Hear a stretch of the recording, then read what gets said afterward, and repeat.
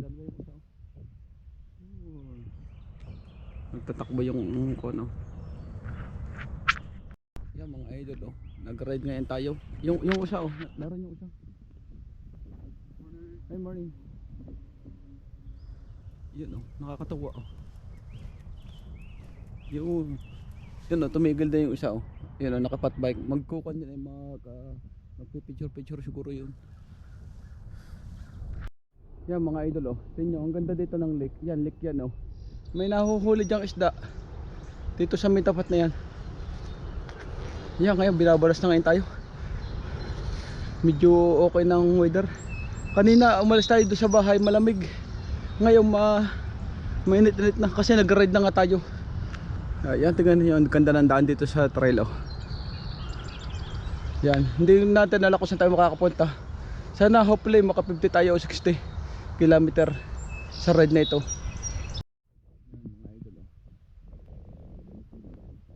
Nasa lake ngayon tayo. Yan ang lake dito sa Canada. Hindi ko lang kung nakakailang kilometer na tayo. Siguro mga 20 kilometer na tayo ngayon. Hopefully maka 50 kilometer tayo mga idol. Daming mga video. Ang ganda, nice. Yan mga idol. Hanggang port credit lang tayo ngayon. Yan yung port credit. Ay tindahan to eh. Yan ang mga bangka oh. Yan yung bike ko oh. Yan mga idol. Ang ganda rito. May nagpipishing araw sa kabila eh. Kaya lang hindi na nakakapagkuha sa fishing. Bike na lang tayo ngayon. Yan tayo. Yan. Siguro makaka 60 km tayo ngayon. Nasa port credit tayo ngayon. Yan nakatambay. Umupo muna ako. Kasi harap na rin ako. Ang ganda kasi dito ng view eh. Kaya napapahinga ako. Mamaya uuwi na rin ako. Inom muna tayo. Morning. Kuha lang ako tubig. Kailangan ko ng tubig.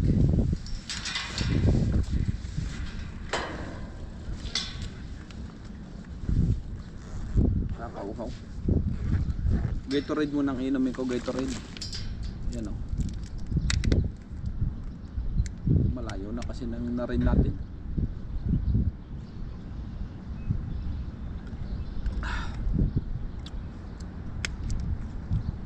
Kunti lang naman ang inom ko kasi malamig-lamig pa kayo kaya naka-jacket pa rin. Pero suot ko rin yung jersey ko. Ito yung jersey ko. Philippines. Kaya lang yan, nakakuan tayo. Maginaw-ginaw kasi. Kaya dito lang yung mga idol. Yung mga idol oh. Ito yung ano, ito yung protein bar. Yan, protein bar. Galing sa work ko. Kinakain ko lang. Kasi malayo rin kasi ang tindahan rito. Mga sarado pa rin pagka umaga. Matagal magbukas dito sa Canada.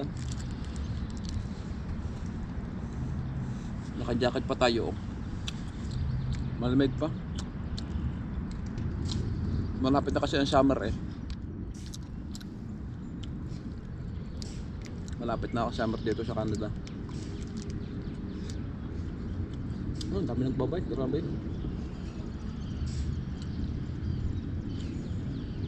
Ang bibilis. Sana makabili tayo ng road bike din para makakapon tayo. Nakakatawa.